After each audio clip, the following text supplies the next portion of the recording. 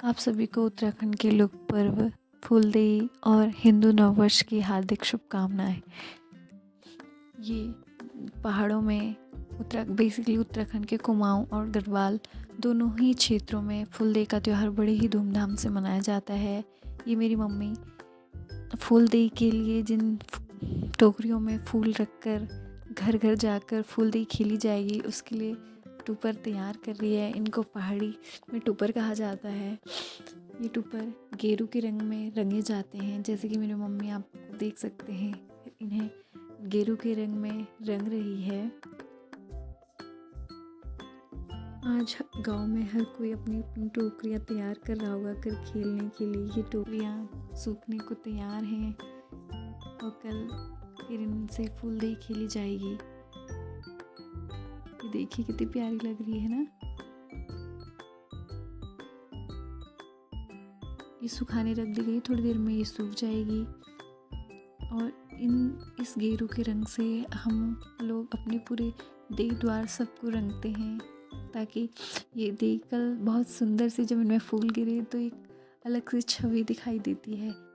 इस गेरू को रंगने के बाद फिर इसे थोड़ी देर सुखाने के लिए रख दिया जाएगा। शाम होने तक का सूख जाएगा लगभग, तो ज़्यादा टाइम नहीं लेता ये सूखने में। जैसे कि अभी आप देख सकते हैं ऐसे बहुत से लोग अपनी सारी देह द्वार को रंगते हैं। मैं केवल अपनी यही वाली देली रहूँगी क्योंकि बाकी में हमने कलर से एप्पन बनाए हुए हैं, तो अभी हम केवल इसी को ही हमारे घर में हम अपने किचन की देली को ही गेरू से रंगेंगे।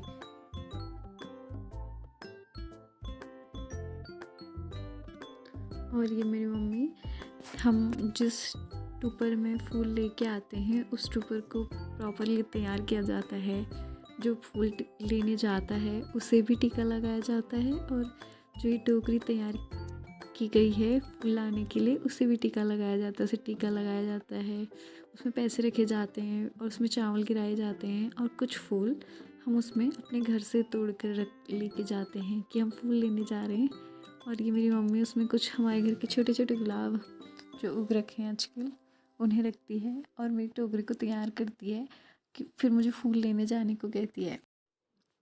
ये मेरी टोकरी टोपर तैयार है फूल लेने जाने के लिए और ये मैं लेके आती हूँ प्यूली का फूल। प्यूली का फूल फूलदेई के लिए सबसे खास माना जाता है। स्पेशली इसी फूल से फूलदेई खेली जाती है। पुराने टाइम में बहुत मेरी दादी बताती है कि सब लोग प्यूली के फूल और बुरांस के फूल ही हम यूज़ करते थे फूलदेई खेलने के लिए। और आज के टाइम में बाकी फूल भी यूज़ कर सकते हैं रंग बिरंगे, पर स्पेशली जो ये प्यूली का फूल है ये घरों में नहीं उगता, ये जंगलों में उगता है या फिर किसी गधेरे या फिर जहाँ पानी का एरिया हो, थोड़ा स्वैम्प टैम्प एरिया, वहाँ पे उगता है। वहाँ से इस फूल को लेके आते हैं। ये मैंने कुछ फूल कलेक्ट किए थे और ये कितने प्यारे लग रहे हैं। ये प्यूली का फूल बहुत सुंदर लगता है और ये बहुत ही टेंडर होता है।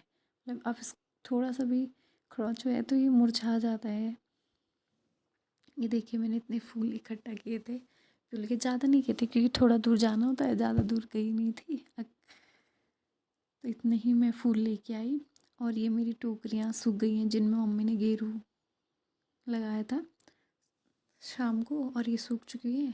और ये चावल का आटा है जिसे हमने घोल के अब इसमें थोड़ा कुछ डिज़ाइंस बनाऊंगी। मैं पहली बार बना रही हूँ तो आई डोंट नो कि अच्छी बनी है या बुरी बनेंगी, पर मुझे अच्छी लगी। मुझे खुशी हुई कि मैंने बनाया और अच्छा लगा। मेरी दादी ने बोला, मेरी दादी तो मुझे हवाओं में ही रख देती है कि अच्छी बनी है। सो ये कुछ डिज़ाइंस मैं बनाती हूँ अपनी ही कलाकारी करते हुए। चावल के आटे से फूलदेई खेलने के लिए ये शुभ माना जाता है। ये कुछ आड़ी तिरछी डिज़ाइंस मैं बनाती हुई फूलदेई के लिए।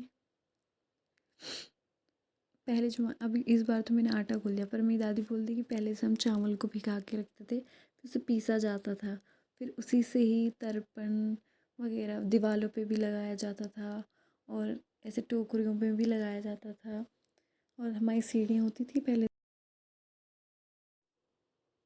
हमारी सीढ़ियों में, और जो घर का मेन जैसे अभी ड्राइंग रूम्स होते हैं तो पहले हमारा चाक होता था तो उसमें हम उसके चारों तरफ गेरू लगाकर और सीढ़ियों में पूरा गेरू लगाकर दिवाली हो, फूलदेई हो, उसमें पूरा उनको सजाया जाता था। अभी तो कलर और पेंट यूज़ किया जाता है। पहले से गेरू और चावल के आटे से ही ये सब कलाकृतियाँ बनाई जाती थी और ये बहुत सुंदर लगती थी।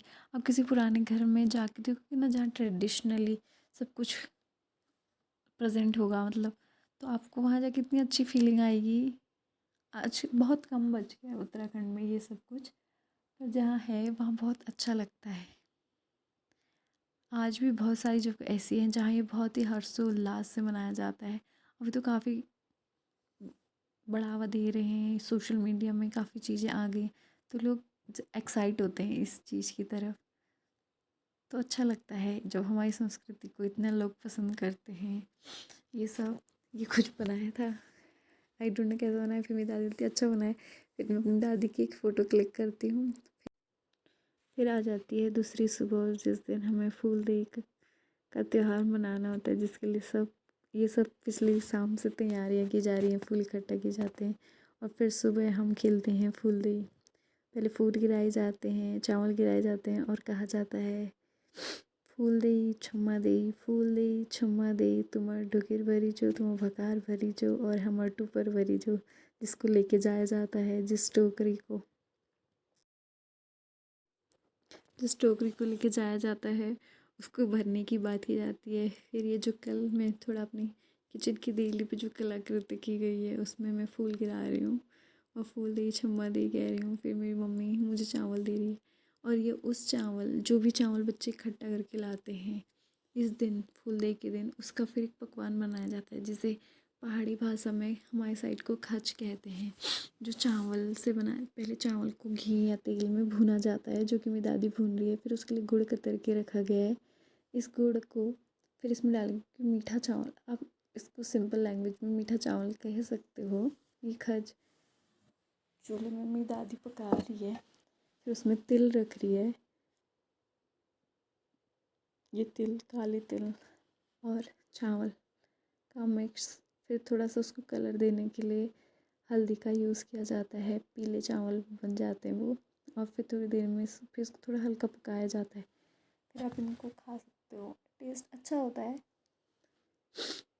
और ये मेरी दादी गुड़ रख रही है उसको मीठा स्वाद देने के लिए।